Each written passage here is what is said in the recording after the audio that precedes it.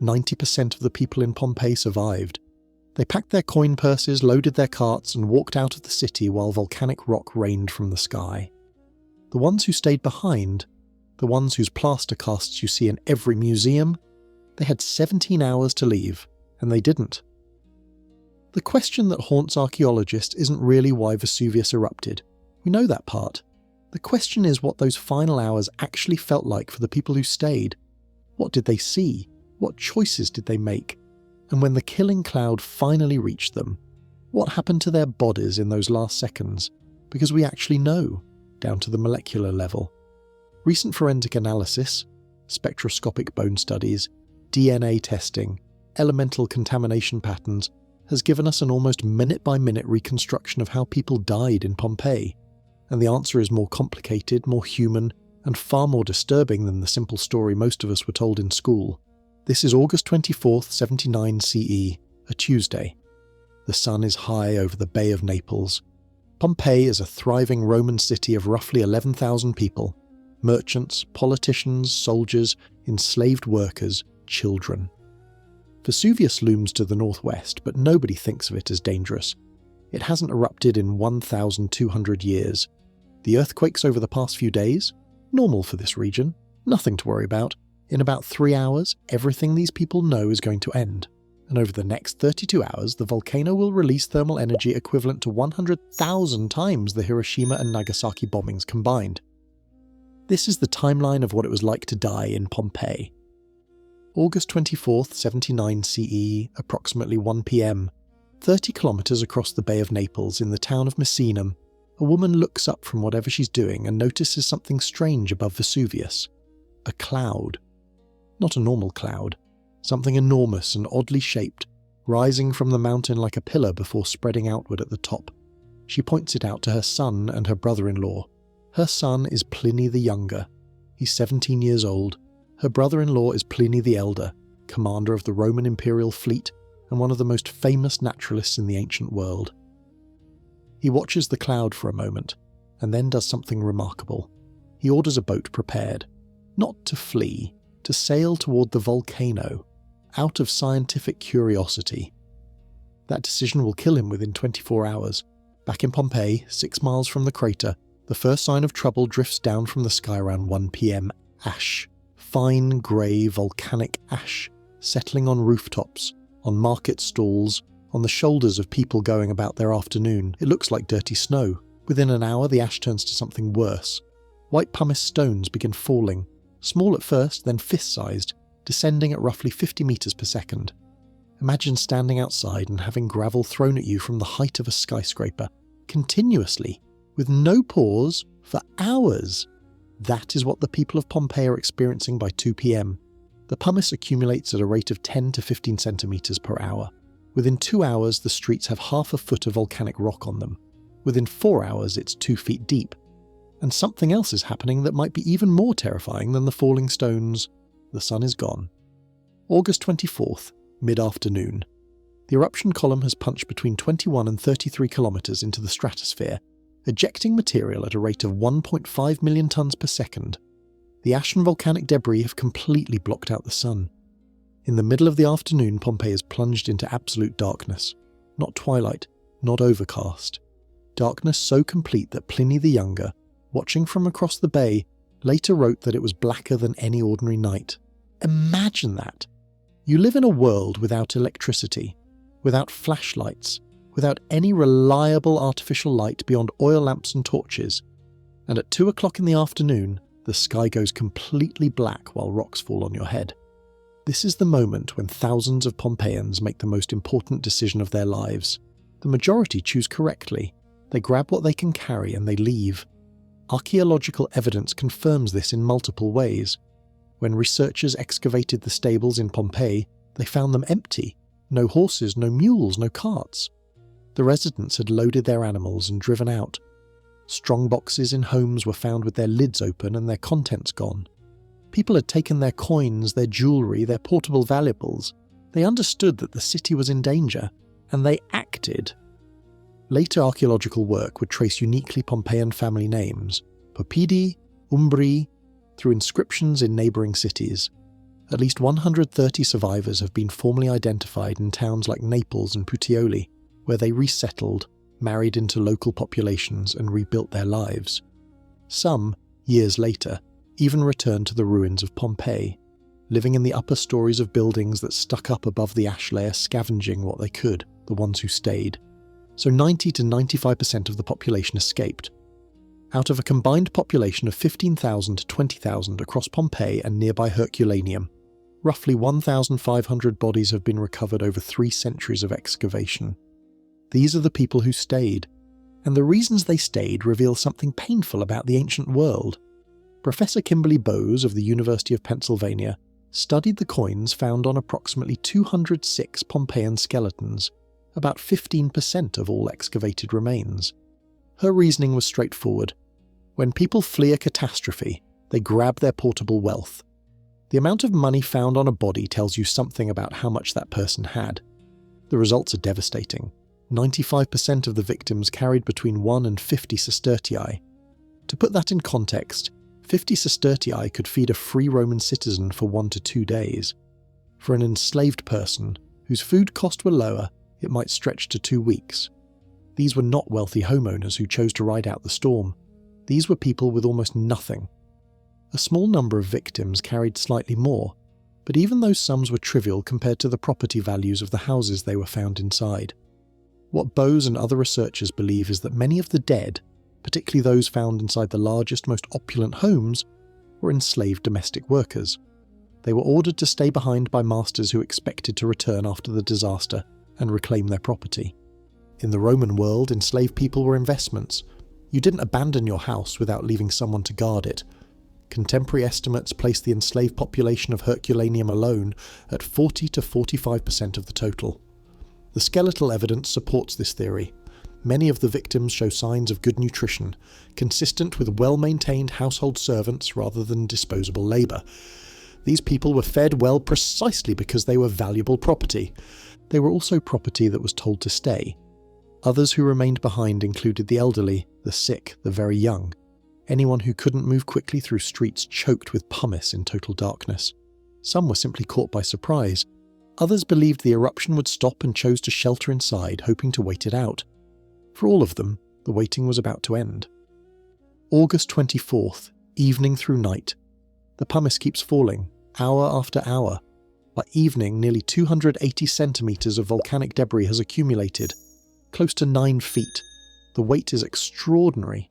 Roofs that were never designed to bear this kind of load begin to crack, sag and collapse. Inside homes across Pompeii, the remaining residents hear the groaning of timber beams and the crack of tiles shattering overhead. Some die right here, right now, crushed by their own roofs. 2 men found at the Insula of the Chaste Lovers, a central city block, sought shelter in what they thought was a strong house. Their skeletal remains were found crouched in a corner beneath a collapsed wall. Analysis confirmed that they survived the pumice fall. Their bones rested on top of the lower pumice layer, not buried within it. They were alive and sheltering when something other than the volcano got them. An earthquake. A significant seismic event struck Pompeii in the gap between the pumice fall and the arrival of the pyroclastic surges. Verses of seismic activity had been shaking the city throughout the eruption, and this intermediate quake was powerful enough to bring down the upper structure of the building where these 2 men were hiding. They died from traumatic crushing injuries, not from heat, not from suffocation, from a wall landing on them while they waited for a volcano to stop. This is one of the things that makes the Pompeii disaster so layered. The eruption didn't kill people in a single way. It presented a cascading sequence of hazards: falling rock, structural collapse, earthquakes, toxic gases, and eventually the pyroclastic surges, each one capable of killing in a different manner, each one arriving on its own timetable. Meanwhile at Herculaneum, 11:15 p.m, August 24th. While Pompeii endures its long night of falling pumice, the city of Herculaneum, closer to Vesuvius, on the other side of the mountain, is about to experience something infinitely worse. Around 11:15 p.m, the volcanic column that has been shooting material into the stratosphere all day begins to collapse under its own weight. The material that has been going up is now coming down, not as pumice stones but as a superheated avalanche of gas, ash and molten debris. This is a pyroclastic surge. It races down the slopes of Vesuvius at speeds exceeding 450 miles per hour, riding on a cushion of compressed air that allows it to cross flat ground, flow over barriers, and penetrate any structure in its path. In Herculaneum, approximately 300 to 340 people have gathered near the waterfront boathouses, hoping for evacuation by sea. Ships have not come. The harbour is too dangerous, the water too rough, the volcanic debris too thick. These people are trapped at the water's edge with nowhere to go. When the first surge hits, the temperature inside those boathouses reaches between 400 and 900 degrees Fahrenheit. To give you a reference point, a conventional kitchen oven maxes out at around 500 degrees. Some of these people are hit with temperatures nearly double that. What happens to a human body at 900 degrees Fahrenheit is something forensic science can now describe with terrible precision. Death comes in a fraction of a second. The nervous system is overwhelmed before the brain can process what is happening. Spectroscopic analysis of the victims' bones found extraordinary concentrations of iron oxides, the thermal decomposition products of hemoglobin.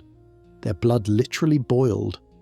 Many of the skulls recovered from Herculaneum display distinctive radiating fracture patterns. These aren't impact fractures from falling debris. They're pressure fractures, caused by brain fluid turning to steam and expanding so violently that it cracks the skull from the inside out. The skeletal remains exhibit what forensic scientists call the pugilistic attitude, hands and feet contracted into rigid fist-like positions. This is cadaveric spasm, an involuntary muscular contraction triggered by extreme heat shock. The victim's muscles seize so violently and so quickly that their bodies locked into these contorted postures before they even fell to the ground. Researchers studying these remains noted that the victims showed no time to display any defensive reaction. No hands raised to faces, no crouching or turning away. The surge was so fast and so hot that there was no interval between life and death long enough for a single reflexive movement. There is a debate among anthropologists, and it's worth mentioning because the truth is rarely as clean as we want it to be. Some researchers argue that the heat penetrated the boathouse walls more gradually than the instant vaporization theory suggests. In this reading, the victims didn't die in a flash. They asphyxiated over minutes as the enclosed space filled with superheated air, their soft tissues decomposing slowly rather than vaporizing instantaneously. Either scenario is horrific. Whether it took a fraction of a second or several agonizing minutes, the 300 people in those boathouses were dead before anyone in Pompeii even knew the surges had started. And Pompeii's turn was coming. August 25th, early morning, approximately 6:30 to 6:45 a.m. Volcanological studies have identified 17 distinct pyroclastic currents during the eruption of Vesuvius, arriving roughly 80 minutes apart. The first few strike Herculaneum. The later ones push further outward. Surges 4 and 5, the largest and most devastating, reach Pompeii around 6:30 a.m. on August 25th. By this point, anyone still alive in Pompeii has survived approximately 17 hours of continuous volcanic bombardment, 17 hours of pumice rain, collapsing buildings, earthquakes, total darkness, toxic fumes, and the mounting terror of not knowing when it would end. And now, in the early morning hours, a new sound reaches them. A roaring, rushing wall of superheated gas and ash, moving faster than any chariot, any horse, any living thing. The surge that strikes Pompeii is different from the one that hit Herculaneum. 6 miles of additional distance has cooled it somewhat. Temperatures in Pompeii reach between 360 and 680 degrees Fahrenheit, still far beyond any survivable threshold, but not the 900-degree inferno that vaporized Herculaneum. This difference in temperature creates a fundamentally different death experience. Most people in Pompeii do not die instantly. Elemental analysis published in 2023 in PLOS One confirmed what the body positions had long suggested. The plaster casts of Pompeii's victims show people in prone, relatively relaxed postures, not the rigid, contorted, pugilistic positions seen in Herculaneum. This is the signature of asphyxiation, not thermal shock. These people suffocated over seconds to minutes while still conscious. The sequence is brutal in its specificity. On the first breath, the victim inhales a superheated mixture of toxic gases: carbon dioxide, hydrogen sulfide, sulfur dioxide, hydrogen chloride, hydrogen fluoride. laced with ultrafine volcanic ash suspended at temperatures of 250 degrees Celsius or higher. This mixture does two things simultaneously. The heat sears the delicate tissues of the throat and lungs, and the ash, mixed with the moisture in the airways, begins forming a cement-like substance that coats the inside of the respiratory tract. The second breath thickens this mixture. The windpipe begins to constrict as thermal and chemical damage compounds. The caustic gases, particularly sulfur dioxide and hydrogen chloride, react with the moisture in the airways and form acids. The lining of the lungs is being chemically burned at the same time it's being physically clogged with volcanic paste. The third breath often never comes. The ash cement has solidified in the airways, completely blocking the passage of air. Consciousness fades as oxygen levels in the blood drop, and carbon dioxide levels spike. Within seconds to a few minutes, the victim loses consciousness and dies. Several of the Pompeii plaster casts show victims with their hands raised to their faces, pressing cloth or their own palms over their mouths and noses. This is a defensive posture. They were trying to filter the air, trying to breathe through fabric, trying anything to block the lethal cloud pouring into their lungs. The casts preserve this final, futile gesture with heartbreaking clarity. Others show more relaxed positions, bodies that seem almost peaceful. These are people who lost consciousness gradually. The carbon dioxide in the surge acts as a narcotic at high concentrations. As oxygen disappeared and CO2 levels climbed, some victims simply became drowsy, disoriented, and then unconscious before death. They drifted off. It is, by a slim margin, the least terrible way to die in Pompeii. In 2025, archaeologists excavating a home along Via del Vesuvio uncovered one of the most detailed accounts of individual decision-making during the eruption. The house is called the House of Helle and Phrixus, named after a mythological fresco painted on its walls, and the story it tells is extraordinary, not because it ends differently from the others, but because of how much we can reconstruct about what happened inside. 4 individuals, likely a family including a child, were in this house when the eruption began. Like most Roman homes in Pompeii, the house featured an atrium, an open-roofed courtyard designed to collect rainwater, a beautiful architectural feature in normal times. During a volcanic eruption, it became a funnel. Lapilli, the volcanic rock fragments, poured directly through the open roof into the centre of the house. The 4 occupants recognised the danger immediately. They retreated to a small bedroom and dragged a heavy wooden bed frame against the door, barricading themselves inside. Their strategy was logical. The interior room had a solid roof. The sealed door would keep out falling debris. If the eruption stopped, they could emerge unharmed. They waited there for hours. The pumice continued falling outside. The house creaked and groaned under the accumulating weight. The air grew thicker with volcanic dust seeping through every crack and joint in the masonry. But they held their position. The bed stayed against the door. Sometime in the early morning hours of August 25th, the conditions inside that sealed room became unbearable. The temperature was climbing. Toxic gases, carbon dioxide, heavier than air settling along the floor, were seeping through the gaps around the door and through the walls themselves.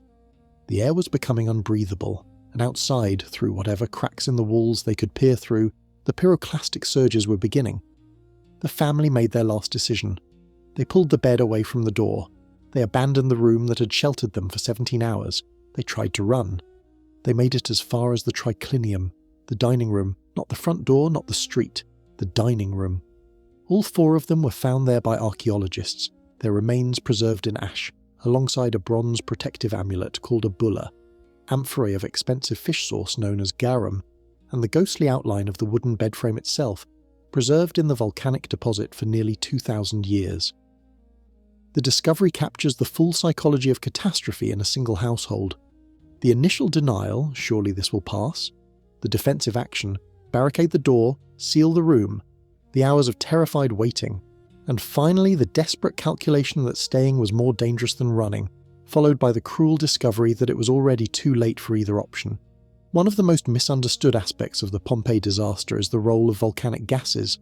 The falling rock and the pyroclastic surges are the dramatic killers, the ones that make it into movies and documentaries. The gases are invisible, and they were just as deadly. Carbon dioxide was the most insidious. Heavier than normal air, it settled into low-lying areas, along streets, in cellars, in the ground floors of buildings. It displaced breathable oxygen silently and invisibly. A person walking through a Pompeian street during the eruption might have stepped into a pocket of concentrated CO2 without seeing, smelling, or sensing anything until they suddenly became dizzy, confused, and then unconscious. Sulfur dioxide produced a sharp, pungent odour that burned the eyes and throat on contact. Hydrogen sulfide, the rotten egg gas, was both an irritant and an asphyxiant at the concentrations being released. Hydrogen chloride reacted with moisture to form hydrochloric acid, burning any tissue it contacted. These gases mixed with fine ash to create a cocktail that attacked the respiratory system from every possible angle, chemically burning tissue, mechanically blocking airways, and displacing the oxygen needed to survive. Pliny the Elder, the fleet commander who had sailed toward the eruption out of curiosity, died at Stabiae on the coast south of Pompeii. According to his nephew's account, Pliny the Elder collapsed on a beach, reportedly overcome by toxic fumes and heat.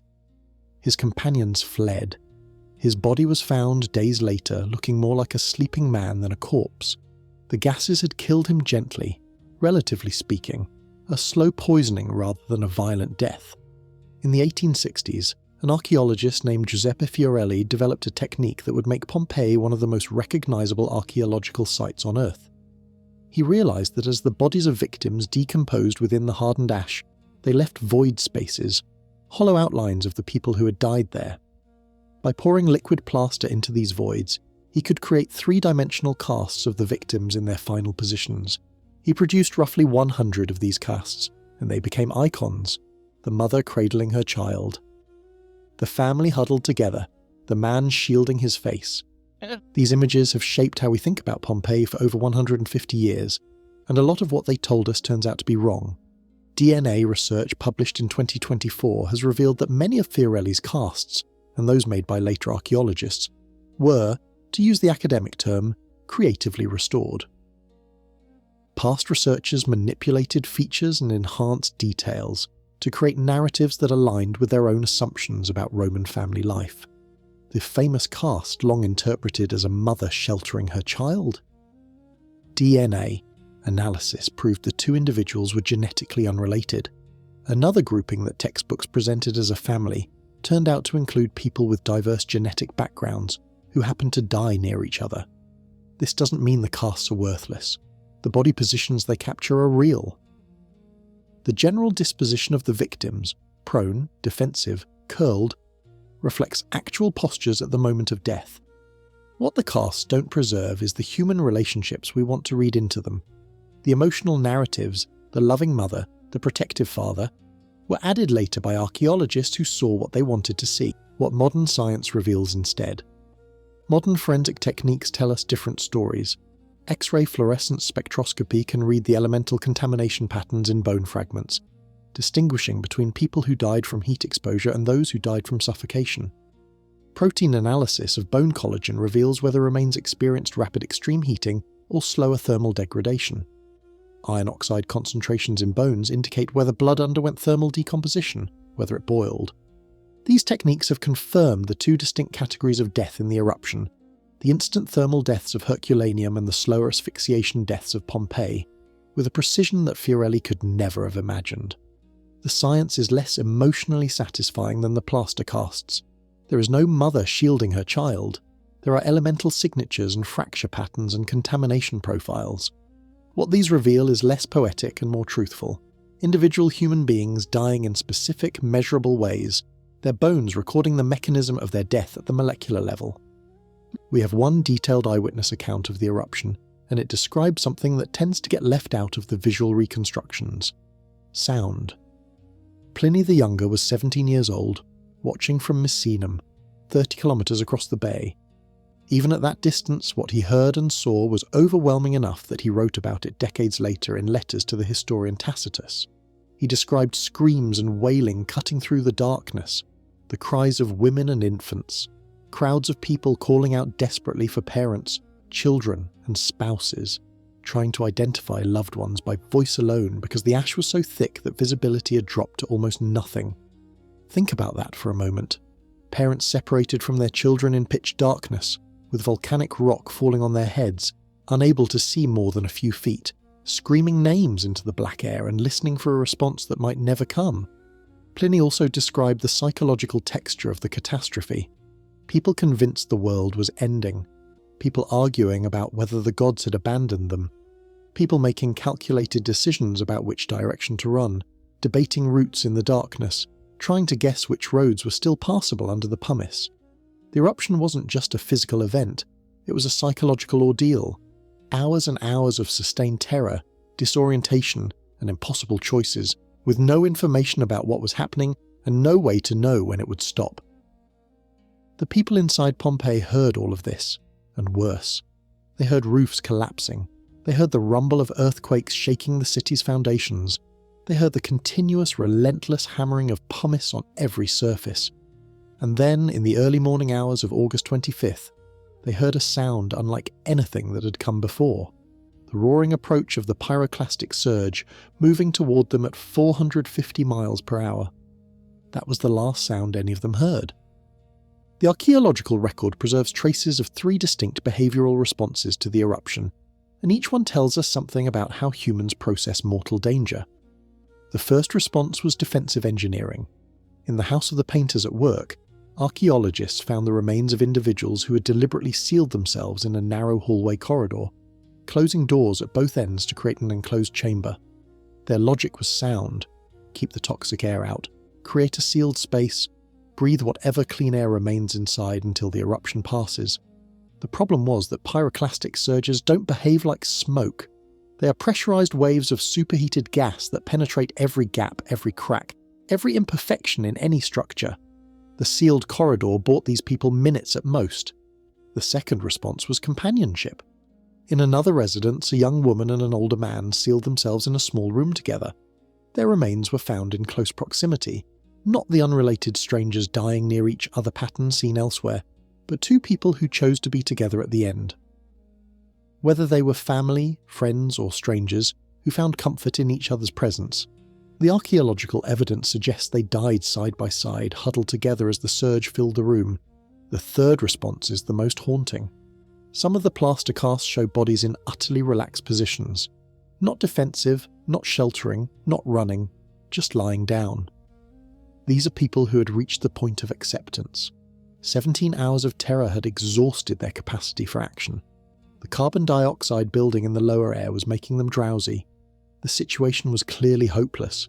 They lay down and they waited, and the ash buried them in the positions where they rested. Denial, defense, acceptance. The same pattern psychologists observe in modern disaster responses was playing out in Rome and Italy 2,000 years ago. The human brain processes catastrophe the same way whether you're wearing a toga or a business suit.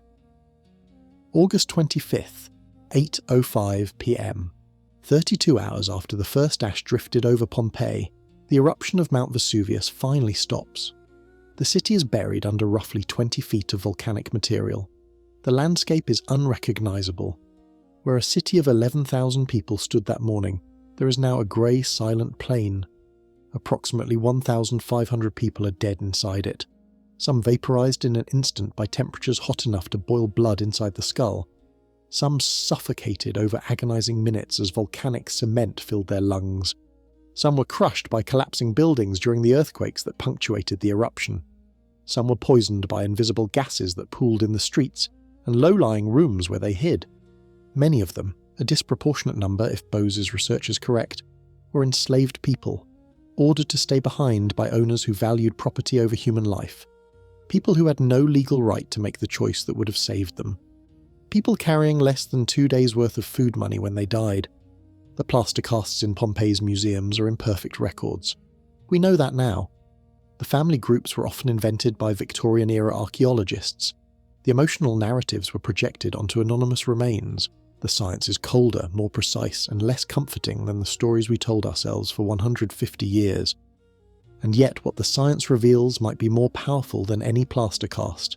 It reveals that 2,000 years ago, when the world ended for 1,500 people in a Roman city, they responded the way any of us would.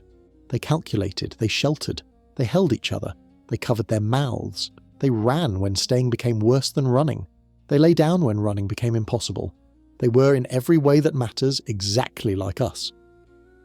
The people of Pompeii had 17 hours to decide their fate, and the man who decided to sail toward the volcano had even less time than that.